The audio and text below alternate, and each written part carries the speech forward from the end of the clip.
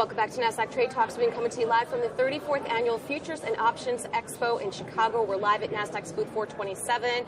I have my partner in crime in Chicago, Mackenzie. He's the Managing Director of Futures and Forex over at our friends TD Ameritrade. So I usually travel the country and meet up and do interviews together, right? Yeah, who knows? You can take it Chicago, New York, Vegas, wherever. There you go. So it's interesting. You guys are going all in with crypto, one of the first online brokers to offer cryptocurrency. Why is cryptocurrency trading? Why is now the time to offer that to your 11 million clients? So we look back when we started offering the futures products. It was about December of last year, and we really saw a lot of interest, a lot of news about it. And then what you've sort of seen is the market sort of mature a little bit. I mean, it's only 11 months old if you think about it, but you're really starting to see interesting where price discovery is coming through. And I think as it's become more mature, people are understanding more and more about it.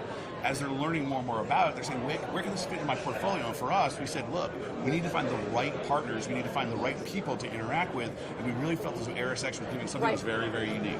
Well, does it feel like the late 90s to you at all, where everyone wants cryptocurrency just like they wanted the .com stocks? Absolutely. Yeah, so I think it's a great analogy. I say to people, when you think back to the web vans and the pets.com, and what came out of that first generation was the next generations of Googles and Yahoos, and what came from there? The FANGs today. So I do think a lot of what you've seen is that first generation of cryptocurrencies coming through, and now the next generations are really starting to evolve. I would say from a trading platform perspective, though, that there's more control in place for retail investors, and I think that's why it's a little bit different than it was the 90s. And you look at the tools on the disposal to the thinkers from TD Ameritrade platforms.